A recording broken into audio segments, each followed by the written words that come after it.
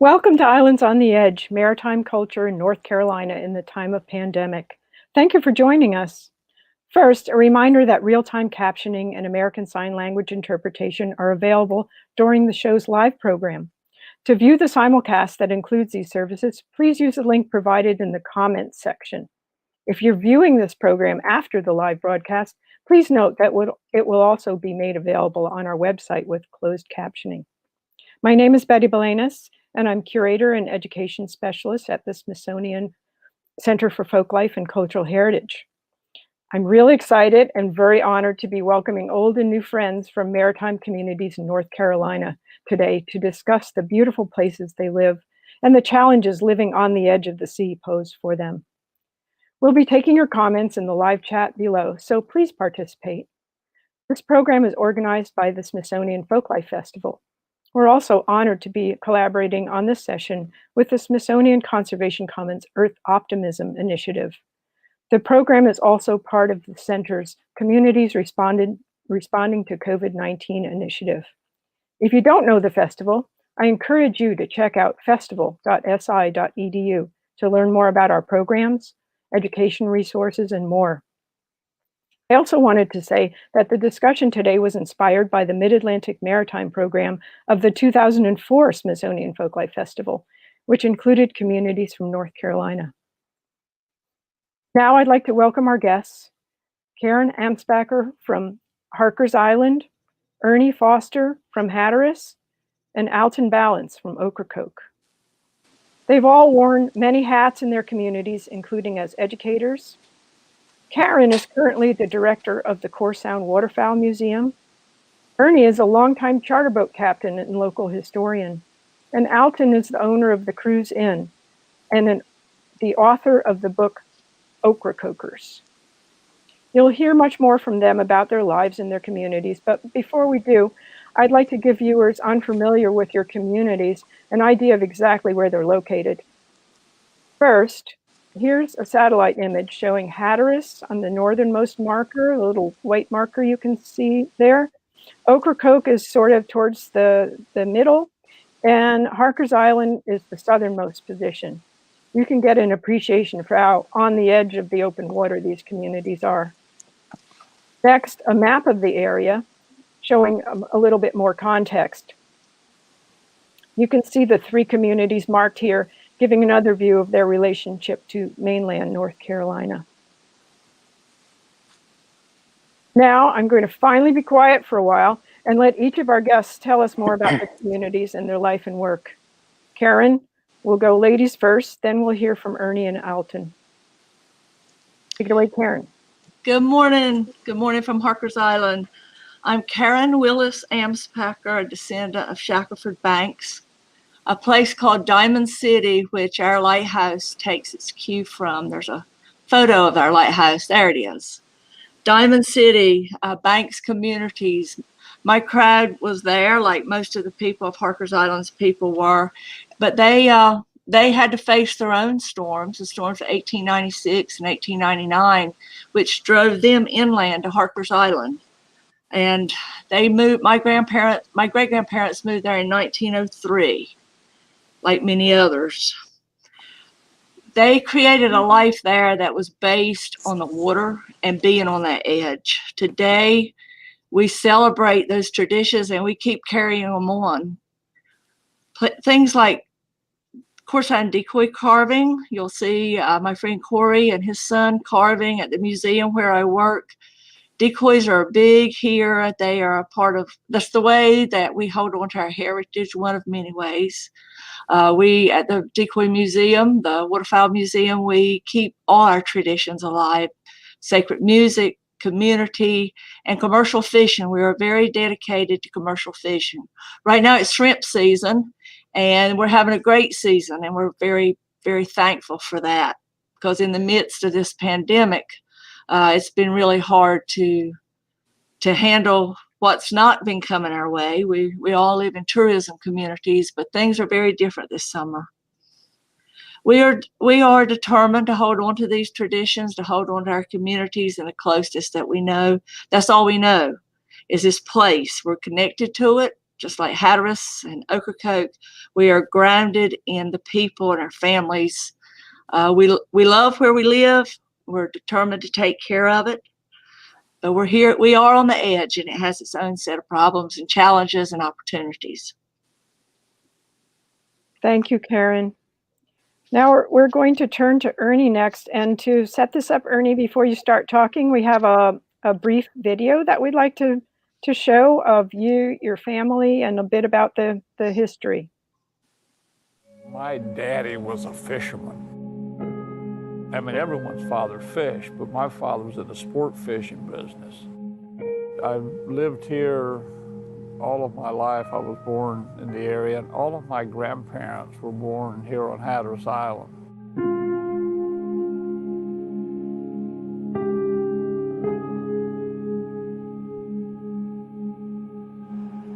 A great thing about living in a small place is everyone knows you. Terrible thing about living in a small place, everybody knows you.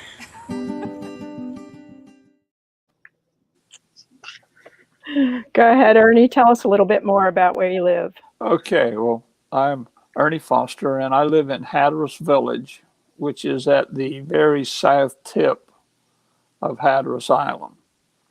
All of my grandparents were born here on the island. And from what you saw from that video, we were very involved in the charter fishing industry. In fact, my father built the first boat ever built for charter fishing off the North Carolina coast. Been involved in the area all of my life, and I've had a dual career as a fisherman and as a public school educator. And I've seen a few things in my lifetime with regards to storms, which I guess we'll be talking about a little bit. I had 10 miles south of the lighthouse, which is actually the tallest lighthouse in the country.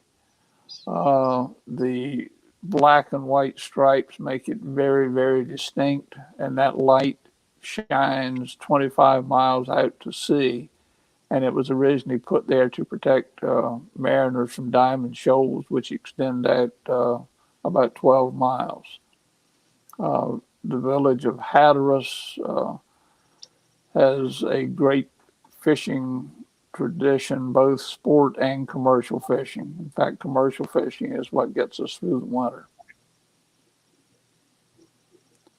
There's a nice shot of the Albatross 3 coming into the harbor. Beautiful old style boat with modern amenities, and we're able to give a lot of people a lot of thrills on the water. Thank you, Ernie. And I understand, and people should understand that there are a lot of connections between these communities and these folks that are talking. They've all known each other for years, and Karen pointed out that boat was actually made in her area. Is that correct, Karen? Yep, right down the road, less than a mile.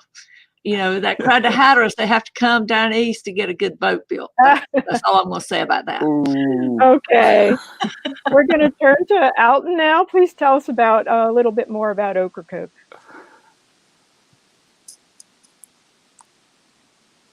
Alton, can you hear us?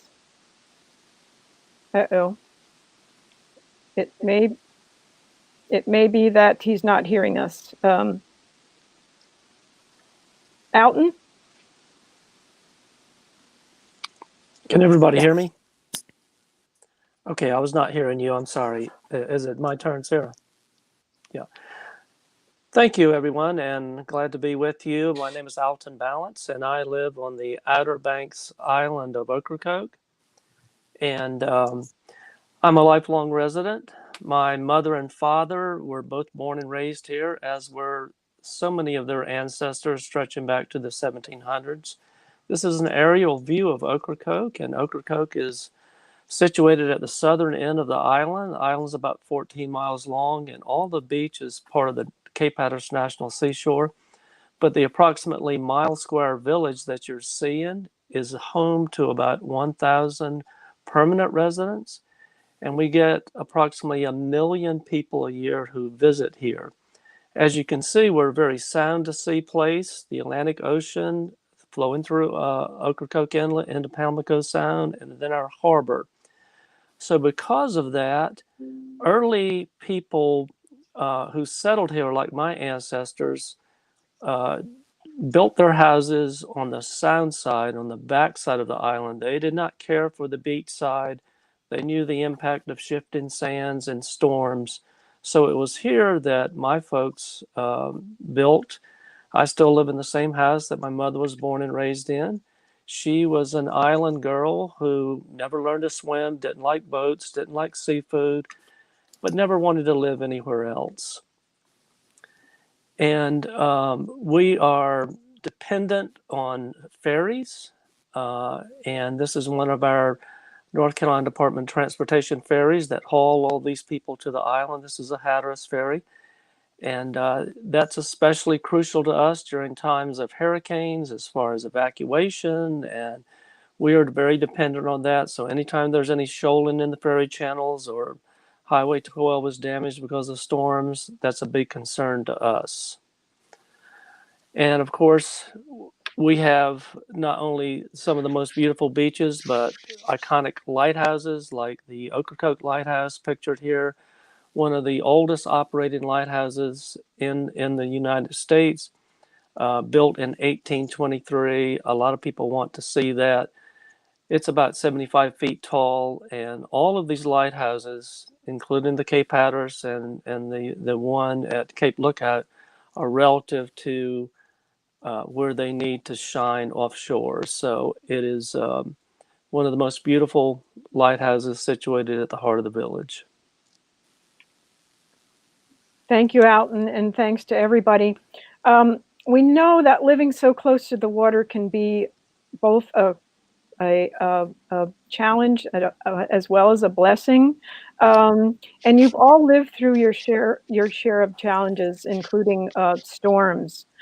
So in the next section, we'd like to talk about some of the memories of storms that you guys have, and talking about how does a community rebound from these huge and devastating storms. So let's hear from Karen first. Yeah, we know a little bit about storms. This generation's reality training, if we could put the image of the storm, there you go. This generation's reality training with storms goes back really to about 2003 when Isabel hit. That was the first storm for the young people now to really deal with. Lots of flooding. It was pretty intense at the time. For down in East Carteret County, there were 625 homes flooded. Over 100 children were displaced out of the schools, and it was pretty much a shock. It was the shot across the bow looking back at it now, because Irene came behind it in 2011, and then Florence in 2018. It changed everything. It changed the conversation. It changed the perspective on storms. It was no longer in this world if there's another storm, but rather when there's another storm. Last year, Dorian headed toward us. Ocracoke ended up getting it, but for the week and a half that we watched Dorian tear up everything down south, everybody here was in a mild form of, or not so mild form of PTSD, just dreading what they had to go through again. And in reality, a whole lot of damage was still unrepaired and not replaced. So, storms took on a whole new definition after Florence. It stayed here for 3 days. It got stuck offshore, just sat there and beat on us, left us without power for 10 days. And what I think we realized with Florence was that before we were taking it storm by storm, but after Florence, we began to realize the cumulative effect, not only of the storms coming every 4 or 5 years or every 2 years or 3 in one season like they have been, that it was the cumulative effect of all the northeasters, the frequent high tides. Flooding now here in my part of the world is almost normal. I don't ever remember as a child going to school having school delays for flooding, but we do on a regular basis. Homes and churches have been damaged so much that it's gotten to the point that Roads have had to be rerouted. Bridges have had to be major repairs. And, one thing is, the personal loss, the personal loss in homes and churches. The museum has done a series of exhibitions about the storm and over 100 oral histories. And in one of the oral histories, a lady she said, when you ride by, she said, you got to realize that that's not junk on the side of the road, that's people's lives.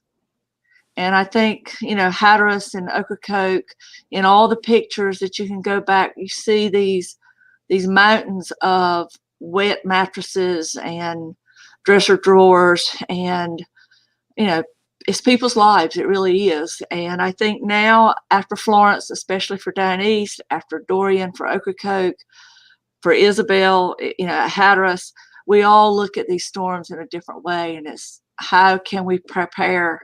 How can we build back stronger than we did before? So everything has changed in my lifetime. Thank you, Karen. And we saw some very powerful pictures along the way as you were talking of the impact of the storms and just what they leave behind. So thank you for that. Ernie, tell us a bit more about your memories of storms and their impact on Hatteras. Okay, well, Hatteras is 27 miles from the mainland, so obviously we're right here, as you could tell from the earlier pictures. And my first memory of a storm was when I was a 5-year-old.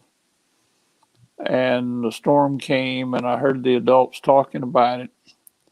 And in that little house where we lived, 2 stories, and there were 2 plugs of holes in the floor. And when the tide started coming in, we reached a point, the water started seeping through, and my grandfather said, it's time to pull the plugs. And I realized then that was to let the water in the house more quickly so that the house would not float. And the other thing I noticed, once it got about a foot deep in the house quit shaking as badly. So that was kind of everyone's experience in the village from square one for me. And then the most recent one that caused phenomenal damage was Isabel. And you just had a shot of a picture of that, in which you could see the island cut in two and an inlet formed just north of the village. And we were 10 weeks without any way to get in and out of the village except by boat. The great thing about that was the sense of everyone pulling together, which is always the case in a disaster around here. It was tough seeing the damage that so many people suffered. That was very, very difficult. But in some ways, it was one of the more positive events of my life, watching all of us pull together and also getting the help from the other villages on the island that were not damaged. And that was a truly moving experience. Thank you. Oh, you're not done. Go ahead. Oh, here's another picture, an example of the kind that's pretty extreme. The road torn up, no way to obviously use a road in which you have no piece there more than 10 feet in diameter. And a couple of times a year, we'll have damage, not that severe, but every 2 or 3 years, that's what happens. The picture there now shows a truck in about a foot of water. And that's a normal occurrence in the village. That happens 4 or 5 times a year, and we might be a day or 2 or 3 in which we can't get off the island. So we are fairly accustomed to dealing with fairly difficult events. Thank you, Ernie. Alton, before you start talking about storms on Ocracoke, we have a short video clip we'd like to play. So we'll cue that up. This is home. I don't want to be nowhere else. The tourists, they got a little different respect for it because they love it for different reasons, because it went to their home. I mean, it's your home, it's a different thing. I mean, it goes real deep. I'll be 70 in December. I'm not, you know, this is my home. I'm not going to leave. Might get washed away, but I'm not going to leave on my own. This island's going to be fine. It's going to take a while, but it's going to be fine.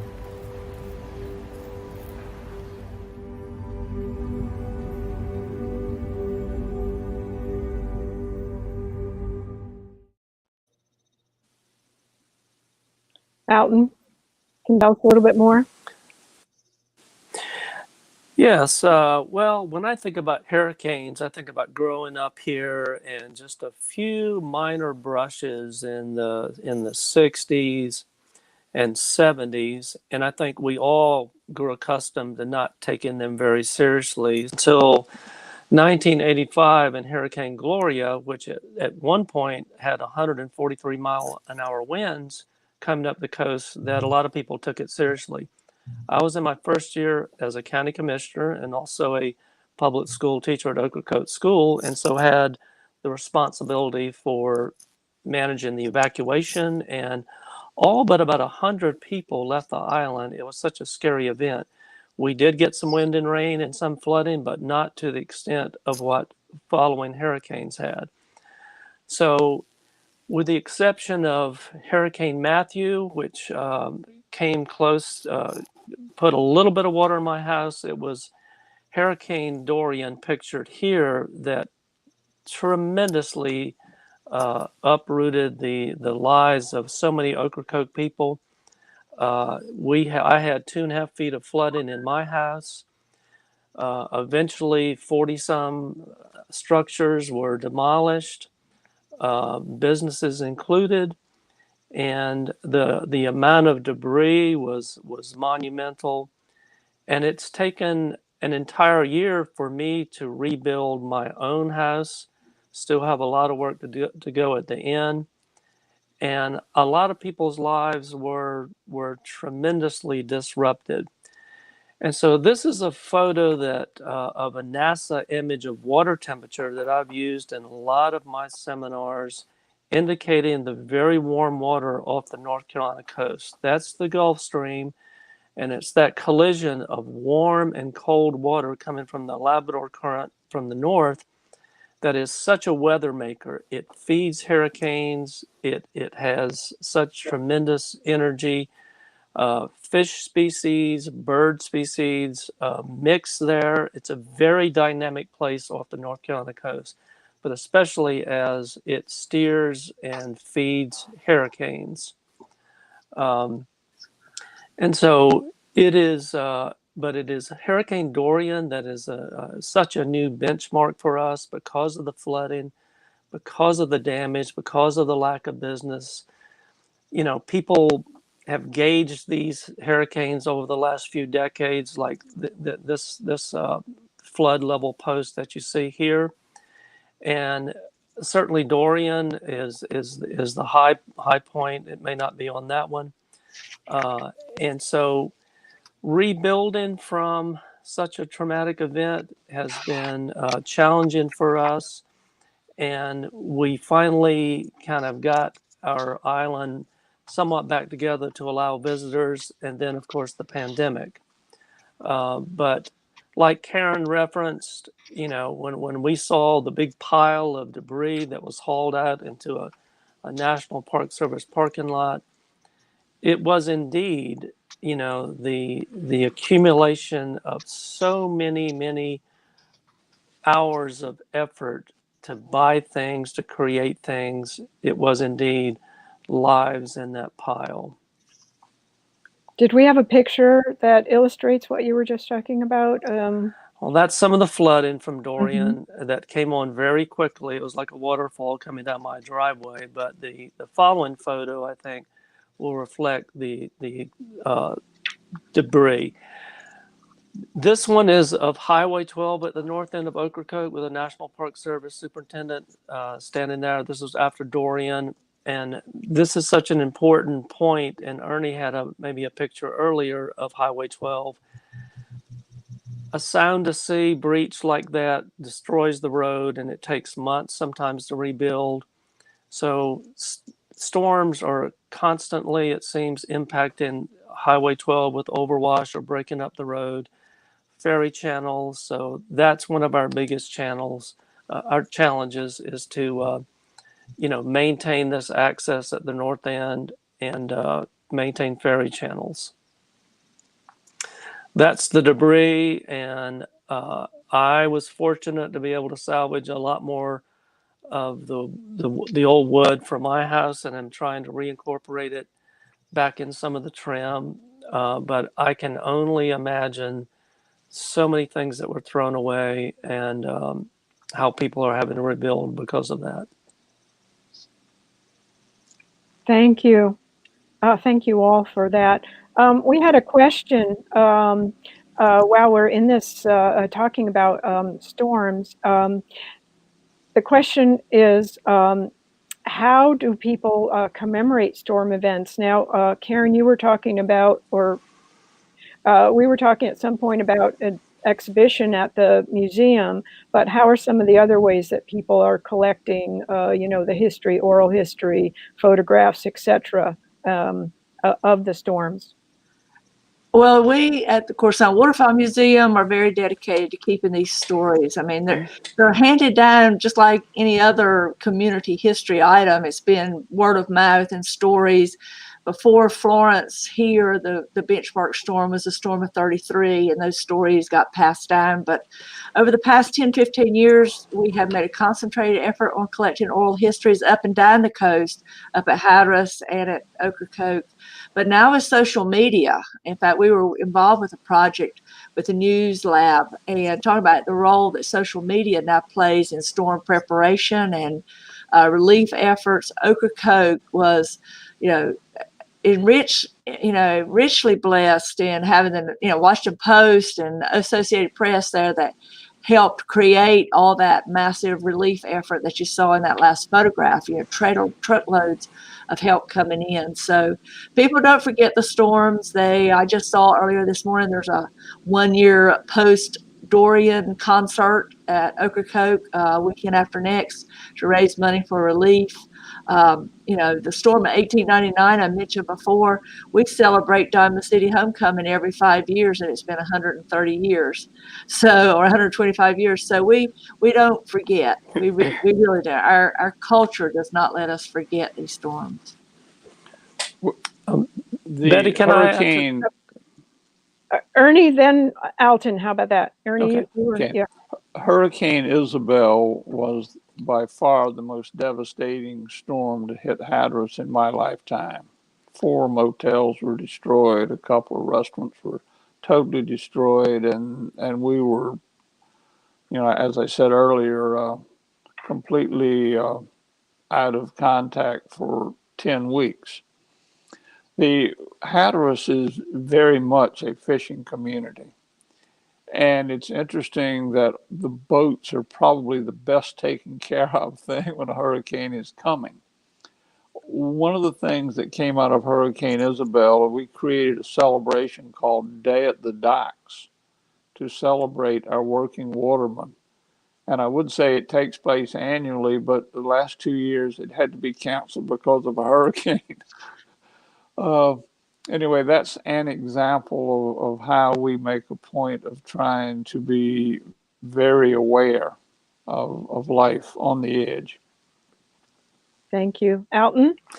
Yes, after I was a teacher at Ocracoke School for 20 years, I worked for an organization called the North Carolina Center for the Advancement of Teaching, a teacher professional development center. We have a campus at Ocracoke and one in Cullowhee, North Carolina in the mountains. And I ran seminars, and one of the most interesting seminars that I did was a hurricane seminar. So I want to challenge educators across the country to consider the richness of hurricanes as teaching tools. I can think of no other subject where there's such exciting math and the numbers, the science, the debate of social studies, and certainly the history. So we would bring all those factors together, and it would be such a great unit. So I think that's a way to commemorate the the storms throughout history, but also to put an education lens on it. And I think students can learn a lot about all of the subjects across the curriculum with such a rich and exciting, history of hurricanes. Thank you. Well, as our viewers can imagine, these programs that we've been doing, like the one we're doing today, we have a lot of lead up to them and a lot of discussion before them. And one thing that Karen said in one of our planning meetings for the program, you made the statement, we know how to deal with hurricanes, but we don't know how to deal with a pandemic. So I want to turn the conversation a little bit to what's been happening in the last few months in each of your communities and how the pandemic has affected your communities. Karen, do you want to start? Yeah, we know what to do with a storm. We know how to get ready for it. We know how to clean up. We know how to rebuild. It gets pretty wearisome, but we know what to do. This pandemic, even though all of our communities compared to the rest of the country has been pretty somewhat removed from the intensity of it, it shut the economy down around us. It put fear in us for the unknown, the uncertainty. You hear a lot now, and the storms have revived the word resiliency. And there's, I've had a lot to say about that word resilient. I mean, some folks think they invented that word. We never really called it resiliency. We just called it getting up and putting things back together and moving on.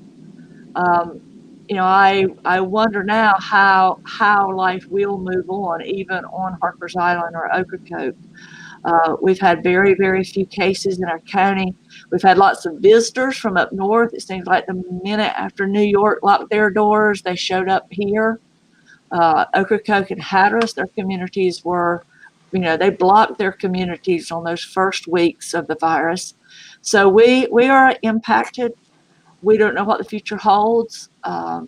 We don't know when it'll end. As a museum person, we're trying to plan events and programs, and it's been somewhat devastating to our budget and to our plans for our reopening. We were planning to reopen April 1st, having been shut down from Florence since September 2018. We ended up with $3.5 million in damage to the museum. So it's been a challenging 2 years and with no end in sight. And I think that's really, I have no answers for a pandemic, except I do know this. I do know that whatever the pandemic brings to our kind of communities, we'll hold together and we'll get through it. I mean, that there is comfort in knowing that, even though we don't know how we're going to do it. We know that the community will come together and face it long haul. Thank you, Karen. Ernie or Alton, do you have anything to add to that about your communities? What's been happening there? For us, the obvious thing is we have never been down this road before, any of us. And what everyone misses, just like all over the country, is the change in social activities. My 5 o'clock morning coffee buddies do not meet at the dock anymore. No church, no weddings, no funerals. It's just very, very difficult on a personal, social level. One of the things that has been interesting to me, I see all the debate on the news with different people questioning some of this. But here we are used to dealing with tough circumstances. And I've heard no one question the existence of the problem. We don't have a great solution, but everyone knows that we're dealing with something that's very difficult and that we will get through it. Thank you, Ernie. Alton? Well, I think a challenge for us is we went through such a hard fall and winter, and going into spring, there's a lot of optimism that people had rebuilt and from Dorian and were ready for some business. And then we launched right into a shutdown. So it was like another storm had happened to close us down. and to prevent business. So there were a lot of people that were already on the edge and were put further on the edge. Well, eventually, like other places, we opened up and welcomed visitors to the extent that we could, and even without as many restaurants as we had last season. And I think for us, like in any community in the country, we're concerned about who might bring the virus here. That's a gamble I think that we all have to take in places that have visitors from all around the country. I'm not aware of any cases on Ocracoke right now. Is the virus present here? Probably. One of our concerns, of course, is just traveling to and from Ocracoke. We have to sit on ferries, sometimes 2 hours and 40 minutes. But from my observation in the flow of visitors, most people are being respectful and following the proper social distancing and wearing masks. That's especially true like in some of our local grocery stores or post offices, but it's unknown and uncharted territory, and we'll all have to work through it together. It's just another storm that showed up on a horizon, and one way or another, we'll get through it. We'll rebuild from this. We'll rebuild from future hurricanes. Thank you. We do have another audience question from Peter. Why do many residents choose to stay rather than evacuate when a hurricane is approaching? And Karen wants to speak to that first. When you have a child, that changes everything. And my oldest child was born in the middle of a hurricane, September 6th. And a year after, I think it was Gloria that was headed this way. Because I had a baby and I said, everybody was saying evacuate, evacuate. That was like in the beginning of the Weather Channel. Okay. And it was a whole new era of hurricanes. And I said, well, I'll go because I got a baby. So we went to Raleigh. And the storm, well, actually, that was Fran. We went to Raleigh, and Fran hit Raleigh. It went in earlier than they expected, and it took me 3 days to get home. So a few years later, it was Floyd. And at that point, I was taking care of my parents who were elderly, and my daddy needed to stay close to a hospital. So I said, I'm not going to Raleigh. I've got to go get on an interstate that I can trust will stay open and get near a hospital. So I went to Rocky Mount. And Rocky Mount was flooded. Rocky Mount was an island after Floyd went through. So I decided that evacuation was not in the cards. People have to evacuate when their circumstances dictate that. But where are you going to go? In North Carolina, some of the worst damage these storms have done have been like in Fran in the middle of the state, Floyd along the 95 corridor, Matthew tore up Lumberton and Pembroke, Florence tore up Kinston. All of our main highways are just as susceptible as we are. And so how do you get out and then how do you get back in? And so, leaving is not something that's in our nature. Circumstances can change that, but who's going to tend to what you have? And people say, well, it's only a house. Well, no, not really. Alton's house is not just a house. I live in my grandmother's house, and it was her grandmother's house. So it's your life. It really is. And it's very, very hard to even think about leaving. Betty, I think the challenge for us is when you leave on that last ferry, you don't know when you might be able to get back. And if you have an older houses like I do, they take work in, like knowing when the floodwaters may come in, or if trees are falling on you, or if there's an electrical situation. I was in my house during one hurricane where a limb snapped a power line and broke the ground wire and sent unregulated current into the house and caused the beginning of a fire underneath my gas cooktop. I was fortunately able to tend to that before some fire started. So it's a mix of reasons. I don't look at it like we're riding out a hurricane party. It's no fun. These storms are a lot of work. And so it is about working what you have, taking your chances. I agree with what Karen said. Well, a storm is always going to follow Karen Anspecker wherever she goes, but that's another story. But it is to be on the ground here the last minute as the storm approaches, to monitor things when as happens, and then to help be on the ground when it's past that minute and start cleaning up. I did an interview one time with a radio station in LA when I was a county commissioner, and they came on the air after I'd already briefed the producers and said, "Now, folks, we've got a hurricane coming up the East Coast, and we found the one crazy guy that's decided to stay on his island. His name is Alston Balance, and he lives at Ocracoke, Florida." So they were misinformed, and so we had a little debate, and I got on there with them. I'm like, I think you all are, much more threatened by the LA freeway getting to work this morning. So I'll take my chances here, and I don't recommend it for people that don't live here and simply may lose their vehicles. Ernie, did you want to say something to this effect too? Yeah, just to add a little bit, the reality is that you tie everything down and then you go inside and you stay inside until it's over, and then you go out and start picking up. It's that complicated. And being here allows you to save some personal stuff and that otherwise you would lose if you can't get back for 4 days.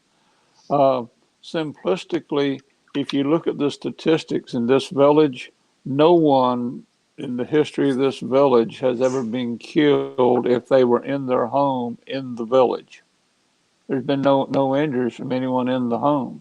So you tie everything down, you go inside, you wait until it's over, and then you start picking up in the aftermath. Thank you. Speaking of being on the edge, we're kind of on the edge of our time almost being up, but we have another question, and we wanted to address it if we have a couple of minutes here. It's a question from Elizabeth. How has sea level rise affected your communities, and what effects have you seen? Karen, do you want to speak to that? I always go first. I'm sorry. Yes, sea level rise is real. The exhibition that we have at the museum now brings together an exhibition that was called Rising in Sea. It was actually at the museum during Florence. We had a separate exhibit that was a history of storms, a timeline. And when we rebuilt and started planning to put our exhibits back in, we combined those two because now, because of Florence, because of all we go through between the storms, I think the reality of sea level rise and the issues it's bringing is very relevant. And yeah, sea level rise has impacted my community tremendously. Water table, saltwater intrusion, constant flooding. Ernie's the same way. The frequencies of storms, I'll let them address it. But sea level rise is a piece of this. Is the puzzle. Storms, I suppose, now are just becoming a piece of that puzzle. Ernie or Alton, you want to say anything about that? Yeah, here in Hatteras Village, there are a fair number of really low-lying areas, and we have some live oaks that have died or are dying because of this increase in sea level rise. No one questions it. And one of the things that's happened over the last 2 or 3 years here in Hatteras Village, one is because of the storms, but two, because that is so obvious, is that the number of people who have elevated their homes is very, very significant. And as a result of this last storm, we did not have nearly the personal home damage that we had in the past from a bad storm. It's real. I believe it's real too, and also see the evidence around the fringes of marshes and changes in the beach. Certainly the frequency and intensity of hurricanes. It's something that I think we've got to rely on the people that know and have spent their lives studying it. When I was doing a a seminar related to sea level rise. We had a great scientist, Bruce Molnia, who had studied glaciers in Alaska for decades and showed our teachers pictures of glaciers in the 60s, 70s, 80s, and right on up to 2010, and they're gone.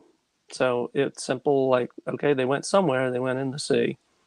So it's just another challenge. I think, like Ernie said, we adapt, we raise our houses, we get used to interruptions in our transportation. And, if that becomes part of the new normal, then it's whatever else that we have to adapt to, because living on these Outer Banks and living on the edge is all about adapting. Thank you. And oh man, we're out of time already. I was hoping there'd be just a little time for you all to say just a couple last words. We could talk forever, but each one of you have just something you want to leave this conversation with, and make sure that that our audience knows about where you live and how important it is to you. I'd say the bottom line for all three of us is we're here to stay. Whatever it takes, we'll make it work. And that's it. I mean, it's hard for somebody in Iowa to understand that, but it's home. Like Monroe said in the video, it's home. Where am I going to go? So we'll figure it out. I understand Iowa's had their own problems in the last couple of weeks. Everybody's having some problems. Ernie, Alton, you have last words for the audience?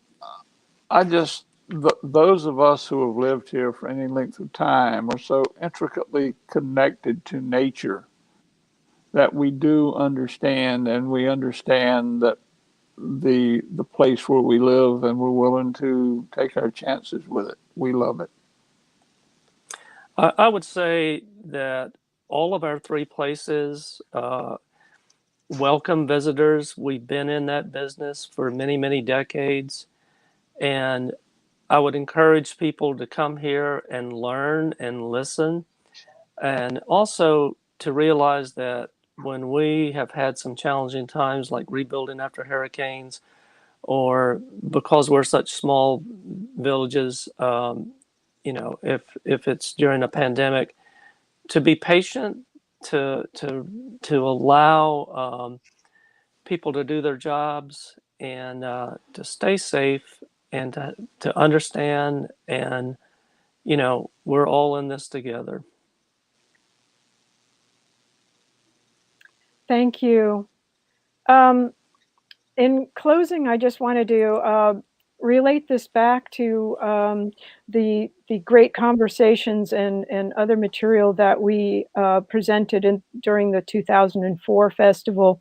I believe there was a link to the online exhibition that we did following that. I think some of that is a bit dated, but a lot of it is still really pertinent. So we hope that you'll be able to get to that, the 2004 material, and our other archives from our past festivals are just a gold mine of information.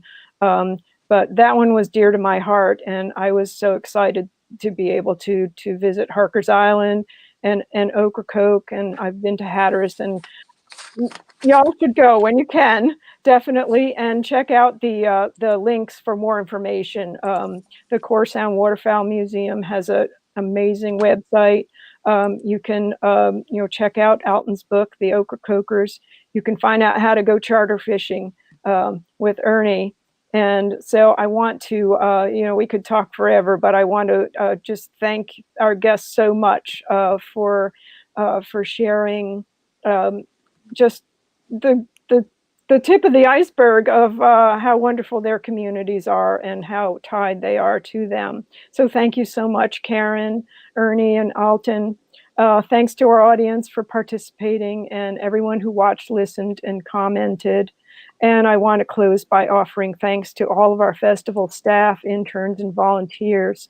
Special thanks to my partner in crime, Arlene Reiniger, and to our summer intern, Laurel Rand Lewis, who has helped with several story circles this summer, and we'll be sad to see her leaving. I also want to thank Sarah Rothman, Elisa Huff, Ginny Maycock, Diane Nutting, Alex Taggart, and Jason Morris for their efforts. And as always, our fearless leader, Sabrina Motley. Follow the Smithsonian Folklife page here on Facebook to get notifications about future events, and find us on Instagram and YouTube. Visit our website and come back for our next program and check out those that we have recorded and archived. Thank you so much for being a great audience, and we'll see you next time.